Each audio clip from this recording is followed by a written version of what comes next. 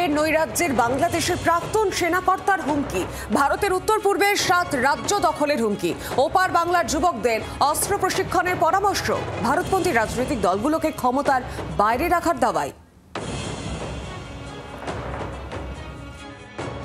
তারা আমাদের দেশ দখল করতে চায়, আমরা কেন বসে থাকবো? ডক্টর ইউনূস বলেছেন না 7 সিস্টারের কথা, যতক্ষণ না পর্যন্ত আমরা এই 7 সিস্টারকে বিচ্ছিন্ন করতে পারবো, 7টা আলাদা রাষ্ট্র কায়েম করতে পারবো, ততক্ষণ পর্যন্ত বাংলাদেশ নিরাপদ নয়। 7টা রাষ্ট্র কায়েম করতে হবে এবং সেই জন্য লোকেরা বসে আছে, কিন্তু আমরা সাহায্য করতে পারছি না তাদেরকে। এটা আমি গোপনে বলছি না, প্রকাশ্যেই বলছি। তারা যদি আমাদেরকে দেশ দখল করতে পারে, আমরা কেন তাদের নতুন রাষ্ট্র সৃষ্টি করতে পারবো না? অনেকে বলে প্রতিবেশী বদলানো যায় না, আমি বলি প্রতিবেশী বদলানো যায় না ঠিক, কিন্তু নতুন প্রতিবেশী তৈরি করা যায়। সেই নতুন প্রতিবেশী আমরা তৈরি করার মাধ্যমেই আমরা এই বাংলাদেশকে একটি স্বাধীন সার্বভৌম রাষ্ট্র হিসাবে কায়েম করতে পারবো।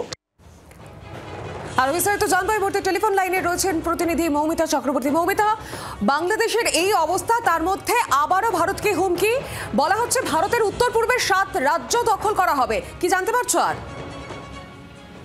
দেখো, যে বয়ান, সেই বয়ান তো নতুন করে ব্যাখ্যা করার কিছু নেই, যেখানে স্পষ্টতই শোনা যাচ্ছে যে প্রাক্তন কর্নেল, প্রাক্তন বাংলাদেশের সেনাকর্তারা তাদের একটি সম্মেলন ছিল, সেখান থেকে সরাসরি প্রকাশ্যে তিনি এটাও দাবি করছেন যে তিনি সরাসরি ক্যামেরার সামনেই এই হুমকি দিচ্ছেন, যেখানে তিনি শোনা যাচ্ছে বলছে যে তিনি 7 সিস্টার ভাগ করবেন, 7 সিস্টার দখল করবেন এবং বিভিন্ন দ্বিখণ্ডিত রাষ্ট্র তৈরি করার কথা বলছেন ভারতকে ভেঙে। এত আস্পর্ধা, এত তাদের রাগ ভারতের বিরোধিতা করার জন্য তারা সরাসরি চ্যালেঞ্জ ছুটছেন। শুধু তাই নয়, তিনি বলছেন যে প্রতিবেশী এই মুহূর্তে বদল করা সম্ভব নয়, কিন্তু নতুন প্রতিবেশী তৈরি করা যাবে। কোনখান থেকে এত সাহস, এত দুঃসাহস পাচ্ছে বাংলাদেশ, সেই প্রশ্ন যেমন থাকছে, তেমনি এক নাগাড়ে যেভাবে ভারত বিরোধিতার নামে এই ধরনের হুঁশিয়ারি, এই ধরনের আক্রমণাত্মক বয়ান, উত্তেজিত করার মতো বয়ান আসছে বাংলাদেশের তরফ থেকে, তা নিয়ে কিন্তু ইউনূস সরকারের তরফ থেকে কোন রকম কোনো পদক্ষেপ নেওয়া হচ্ছে না।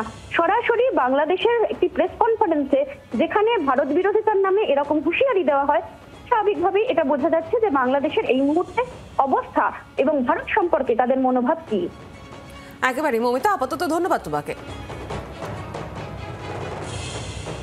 আর এই মুহূর্তে আমাদের সঙ্গে রয়েছেন নিরাপত্তা বিশেষজ্ঞ রাজীব শ্রীবাস্তব। মিস্টার শ্রীবাস্তব, এই মুহূর্তে আমরা বাংলাদেশের যা অবস্থা দেখতে পাচ্ছি, সেখান থেকে ভারত বিরোধী আবার হুমকি দিচ্ছেন বাংলাদেশের প্রাক্তন সেনাকর্তা। তিনি বলছেন যে ভারতের উত্তর পূর্বের 7টি রাজ্য দখল করার হুমকি দিচ্ছেন। কি বলবেন এই বিষয় নিয়ে? কোথা থেকে এত সাহস পাচ্ছে বাংলাদেশ, কি মনে করছেন? নমস্কার, খুব ভালো প্রশ্ন করেছেন আপনি। বলছেন কোথায় থেকে সাহস পাচ্ছেন, তাহলে ওরা পাচ্ছে একটা সন্ত্রাসবাদী লোক ওখানে আছে, ইউনূস। এই কথাটা 7 সিস্টারের কথাটা কে তুললো আগে? এই ইউনূস তুললেন। তারপরে আমাদের দেশে যেটা মানচিত্র আছে বিকৃত করে উনি পাকিস্তানিকে দিলেন, তারপর আবার উনি ইউএন থেকে রিটায়ার হওয়া একজন লোককে দিলেন। যে ইউনূসই এই জিনিসের উৎস আছে, উনি এই কাহিনীটা দিচ্ছেন। তারপরে আপনি যা দেখছেন, এটা তো ইলেকশন টাইম। এখন খালেদা জিয়া এখন তো ভালো নয়, ওনার শরীর খারাপ হয়ে গেছে, আমরা জানি না। এখন আমরা ইংল্যান্ড থেকে ডক্টর গুলো ওনাকে দেখছে। তো বিএনপি একটা স্টেক হোল্ডার ছিল ইলেকশনে করে আসবে।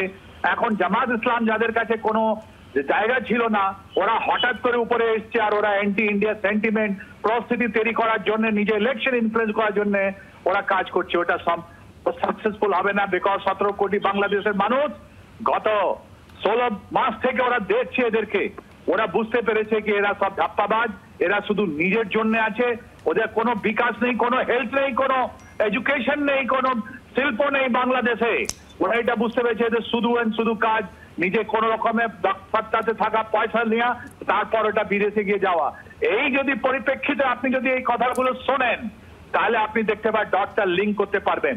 আর এই গোলাম আজমের ছেলে, ওদেরকে সোজাসুজি আমি জিজ্ঞেস করছি, তোর বাবা 1971-এ কি করছিল গোলাম আজম? আমাদের মা বোনকে ওরা গিয়ে পাকিস্তানি অফিসারদের হাতে তুলে দিত। এই গোলাম আজমের ছেলে, যখন ওর বাবা পাকিস্তানি ছিল, তখন জিয়াউর রহমানের সামনে বাংলাদেশ আর্মি জয়েন করেছিল। তারপর ওর যতগুলো আছে তো পাকিস্তানি ন্যাশনাল আছে, তাহলে ওর তো কথাগুলো কেউ শোনে না।